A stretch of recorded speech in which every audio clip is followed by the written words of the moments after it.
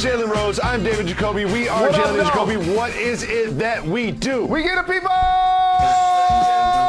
what they want. We have some very intriguing preseason football games tonight to get you ready for, but I was looking down at my phone when this magical tweet passed my timeline. It is from the Dallas Cowboys official account. Again, the official account says it's not a setback and it's not a reason to worry, but QB Dak Prescott is planning on getting another MRI. Jalen Rose, that sounds to me like a setback, and it definitely sounds like a reason to worry. What do you think about this tweet from the Cowboys? So here's one of the things when you have a multi-billion-dollar conglomerate, right? You can have one social media person who's responsible for posting this that isn't Pat Gunther. You know what I'm saying? Because Project Pat wouldn't have allowed this to happen. You know what I mean? Our guy wouldn't have done this. Because this is a reason to worry, by the way. Yes. Anytime your starting quarterback is already limited to how much he can throw, and then now it goes from being limited in practice to now needing an MRI. When the season starts, Jacoby, injuries don't subside. Okay, you just get used to playing with them. I talked to Mike Irvin about this yesterday. I'm like, playmaker, this is not good for your Dallas Cowboys. And I understand the social media person, they just wanted to paint a positive spin. That's all. Don't get mad at the social person. They're just trying to paint a positive spin. There is no positive spin on this whatsoever. And another problem with this is, Jalen Rose, I watched the Hall of Fame game between the Steelers and the Cowboys, and do you know who I saw under center for the Cowboys? Garrett Gilbert and the god Ben DiNucci. We don't need more Gilbert and DiNucci under center for the Cowboys. And right now, it looks like we might see a little bit more Ben DiNucci than we expected to in the 2021-2022 season. That is not good for Cowboys at all. But one thing that is good for Dallas, they got a weak schedule, Jacoby. They do have a weak schedule, but it ain't going to matter without Dak. You know it, and I know it. We saw that last year, and the backup then was Andy Dalton. The guys you just said sound like a law firm. They really do. And another thing is Ezekiel Elliott. Ezekiel Elliott didn't have a great season last year. Every single person that owns him in fantasy knew that. And I am concerned that without Dak, so much the defense can load up on Elliott and he'll be clogged once again. Hopefully the O-line being healthy will help solve that. Jalen, we have some football tonight. Very intriguing matchup between the Washington football team and the New England Patriots. Focus on the Patriots starting quarterbacks. We have Cam Newton and rookie Mac Jones. What do you think about this QB position? Is it Cam Newton's or is it still up for grabs? Dog, let me tell you something. This is Cam Newton's job. He's the seasoned veteran, the former MVP that was in the system last year. If you're going to give your top flight rookie the gig, you might as well not even have Cam on the squad. They're two different style of players. And so, therefore, I believe, even though they have not announced it, Cam will be the guy, not the other way around. You don't start the season with mac and cheese, and then he struggles, and you like, hey, Cam, in the third quarter with 2 minutes to go, it's like, hey, Cam, can you get in there? No, that works in reverse. So I believe this is Cam's job. And also, this is going to be a proving ground as well, Jacoby. Can this propel him to continue to be a starting quarterback and continue to have quality seasons? Or now would this relegate him to a different role that he hasn't seen? A few things on this in response to what you said. Number one, I always say you can be mean if you're funny, and mac and cheese is mean and funny, so I'm gonna let that one go. Okay. Number two, you mentioned this. They're two very different style of quarterback. Like, we all know what Cam can do, but Mac Jones is more of a traditional throwing quarterback. And number three is they brought Cam back intentionally. It's not like they signed him to a 3-year deal and he's on the second year of it. Like, they wanted Cam Newton there, so I have to assume they want him to start week one. And number three, I'd be concerned about going up against the Washington football team because they've got Montez Sweat and Chase Young. And those two rushers get after the quarterback. I would be terrified whether I was Cam, whether I was mac and cheese. I do not want to go up against these two when they're on the line. I got to tell you guys a secret. I went to the University of Michigan, and I watched every one of their football games. I've seen way too much of the Bosa brothers and Chase Young, dog.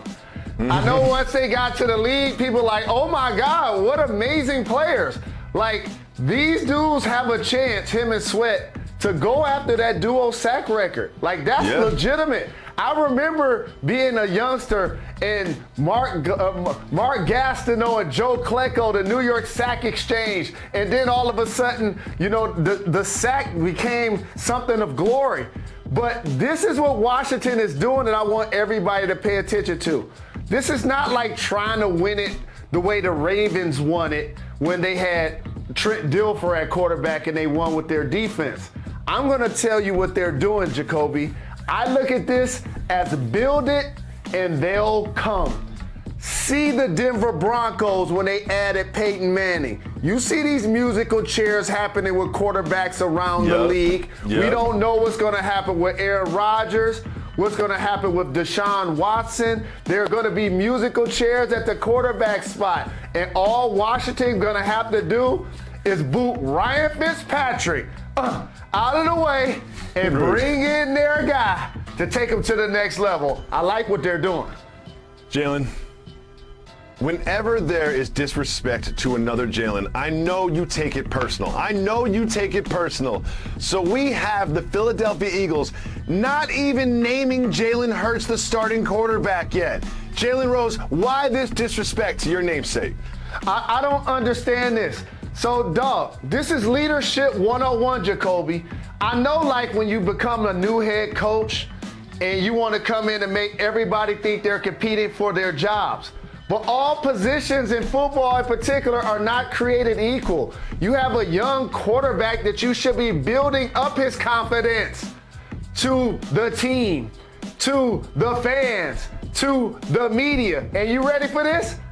To himself. We know he's going to be the guy. Don't play these mental manipulation games. And the Philadelphia Eagles ain't winning the Super Bowl this year. I hate to break the news. They're not winning the Super Bowl this year. They're not winning the East. So don't try to act like he the scapegoat already. Nah, they got a lot of issues with that football team, more than just the starting quarterback. I understand not naming your starting quarterback for week one at this point in the preseason.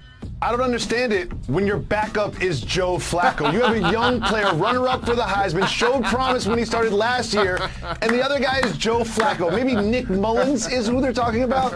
I think Jalen Hurts is going to end up being the quarterback. I don't know why they don't commit to him now. They should, and we'll see how he performs tonight against the Steelers in a preseason game. Another very interesting game we have tonight is in Major League Baseball. The Field of Dreams game between the New York Yankees and the Chicago White Sox will be played on the Field of Dreams Field, where they filmed the movie, the classic movie I have seen dozens of times. Mr. Rose, are you excited for this game, and have you seen Field of Dreams? I just said if you build it. I'm glad we can talk about the Yankees, and Reg, I'm pretty sure, is happy. I noticed we ain't talking about them when they were struggling or when they was getting swept by the Tigers earlier in the year. But have I seen Field of Dreams? Let me see. I'm not going to be able to do it! Brace yourself. Jalen Rose is about to explain a movie plot. This is one of my favorite segments from our history that we have since retired. But Jalen Rose, we're bringing it back for this. Jalen Rose explains the movie plot. Please explain the plot to Field of Dreams. Classic film. So you teed it up off of baseball. You know, America's pastime. So I believe you got to have great Yankees. So there has to be some Lou Gehrig, some Babe Ruth footage in there. You know what I mean? Like nostalgia baseball, right? And in order for us to win the World Series, all of us have to sprint through this cornfield. Yes, how'd you know? At the same time. How'd you know? It don't matter what you run into, what's in the field. It could be livestock, it could be whatever. If you find a way to make it through the field, you can be a champion. That's the Field of Dreams. Jalen, I don't know how you can explain to a T the exact plots of these films that you have never seen. That is exactly the plot of Field of Dreams. If you don't cry at the end of Field of Dreams, then I don't respect you. Coming up next on Jalen Jacoby, we have a quarterback competition between Jameis Winston and someone who covers punts for the Saints. Name Taysom Hill. We'll break that down right after this.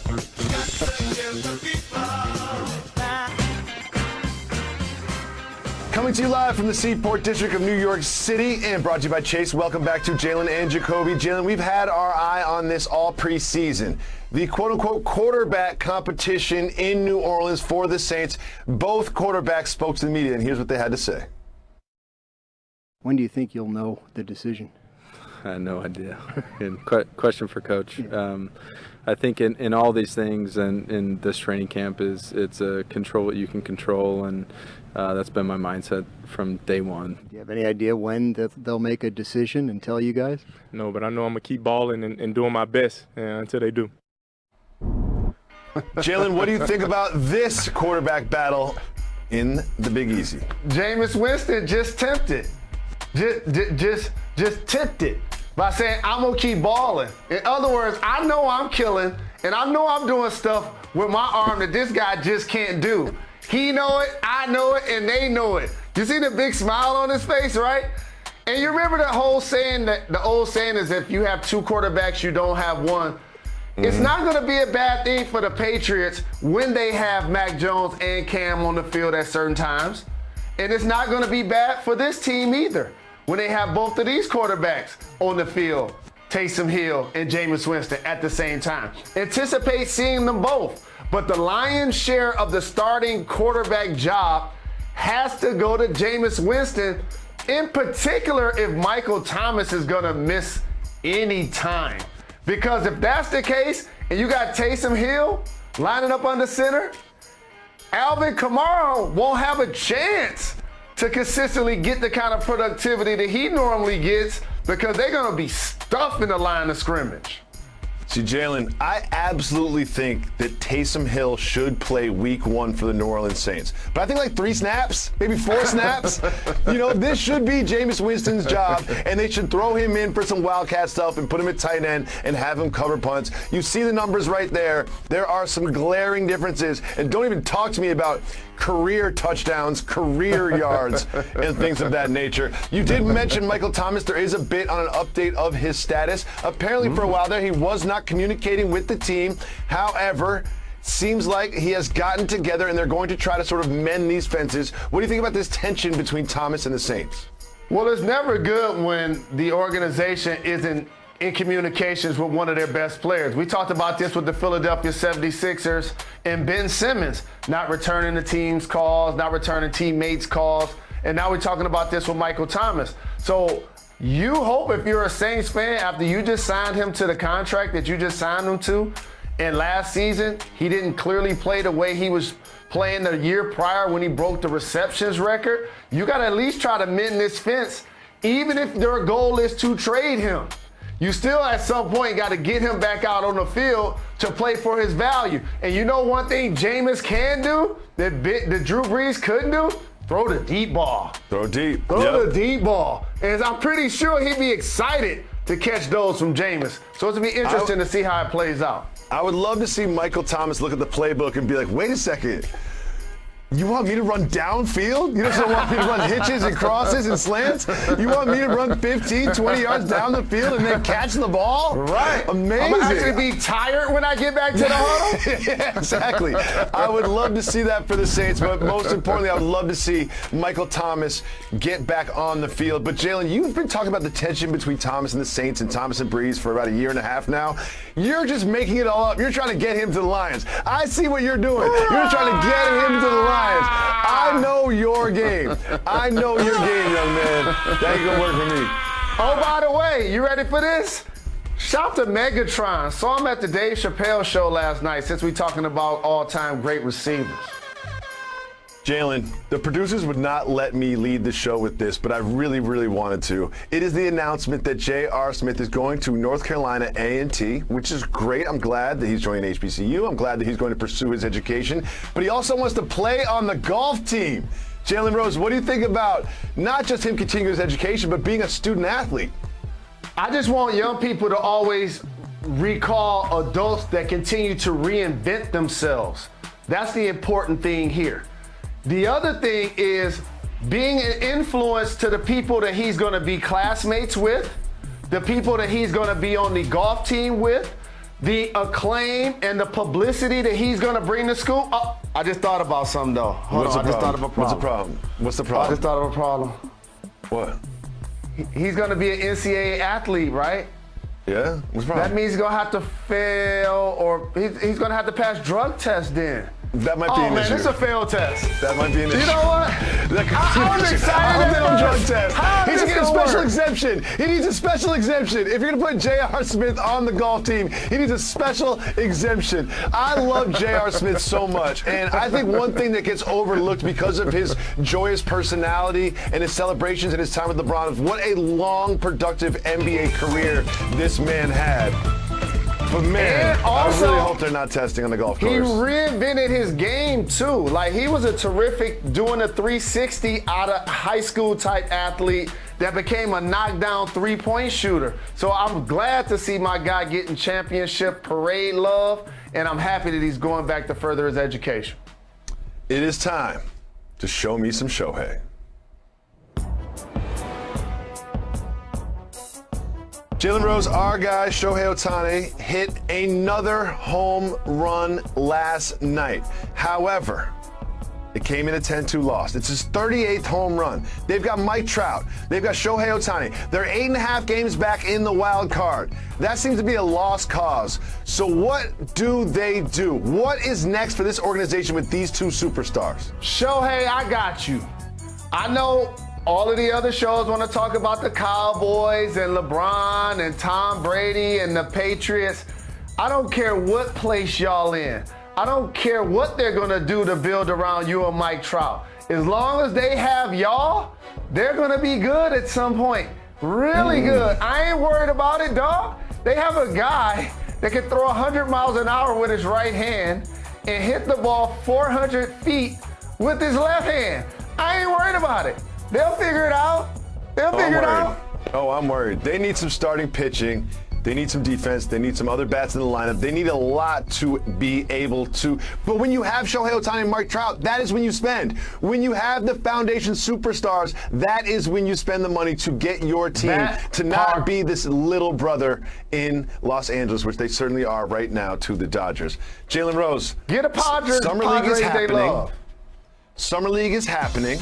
And we have sudden death finishes. My guy, Max Strus, finishing with a walk-up three.